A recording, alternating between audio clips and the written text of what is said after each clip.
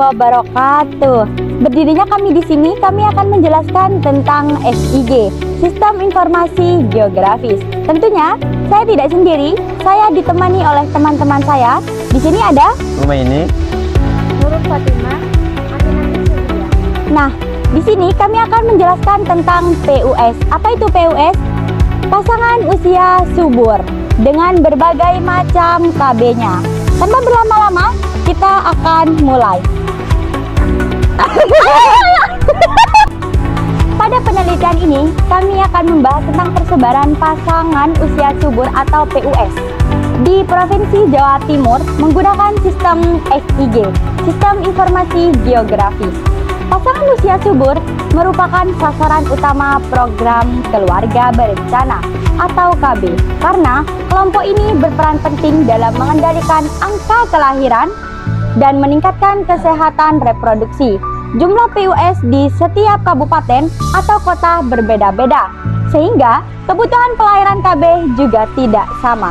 Oleh karena itu, SIG digunakan untuk memetakan persebaran PUS agar pemerintah dapat mengetahui PUS pemerintah dapat mengetahui wilayah mana yang menjadi prioritas pelayanan dan dapat menyusun program kesehatan yang lebih tepat sasaran. Di sini kita masuk kepada sumber data dan perangkat analisis. Dalam penelitian ini digunakan dua jenis data, yaitu data spasial dan data atribut. Data spasial berupa shapefile batas administrasi 38 kabupaten atau kota di Provinsi Jawa Timur.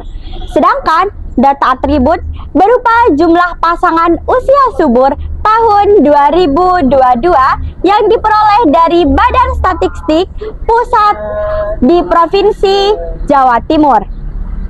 Data kedua tersebut kemudian digabungkan atau dijoin sehingga menghasilkan data peta atau data tematik atau peta koroplet yang menunjukkan persebaran jumlah PUS di setiap wilayah. Proses pengolahan data itu dilakukan melalui beberapa tahap.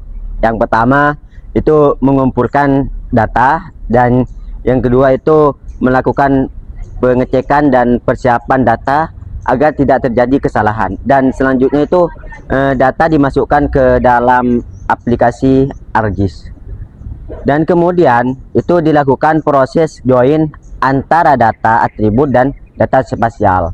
Setelah itu data diklasifikasikan dan diberikan simbol atau warna sesuai jumlah PUS.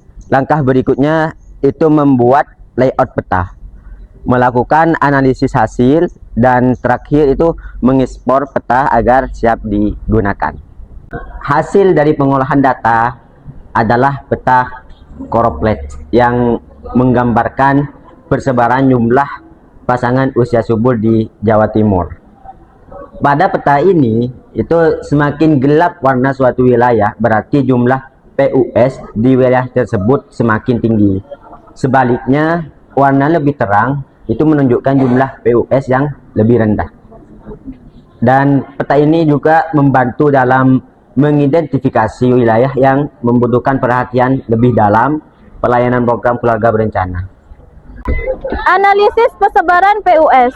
Berdasarkan hasil pemetaan, terlihat bahwa persebaran PUS di Jawa Timur belum merata.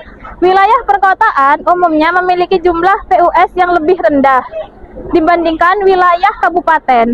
Sementara itu, Kabupaten Malang, Jember, Sidoarjo, Banyuwangi, Pasuruan, dan Kediri merupakan daerah dengan jumlah PUS yang relatif tinggi. Hal ini menunjukkan bahwa daerah-daerah tersebut memerlukan perhatian lebih dalam, menyediakan pelayanan dan kesehatan reproduksi. Pembahasan epidemiologi spasial.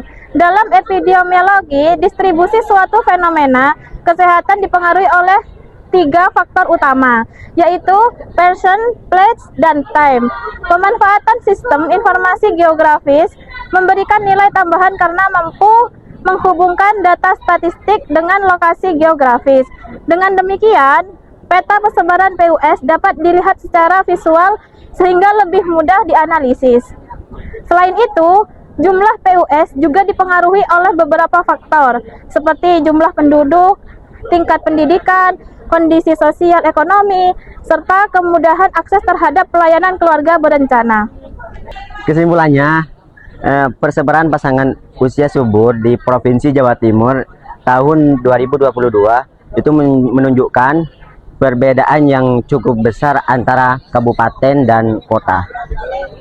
Pemetaan menggunakan sistem informasi geografis itu mampu menyajikan informasi secara visual sehingga lebih mudah dipahami dibandingkan hanya melihat data dalam bentuk tabel.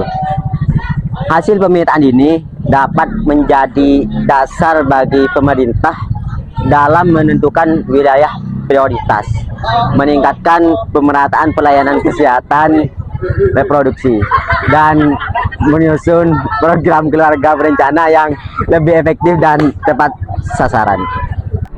Kami dari kelompok 7 mengucapkan banyak-banyak terima kasih telah menonton konten kami, dan jangan lupa saksikan nanti konten-konten yang lain.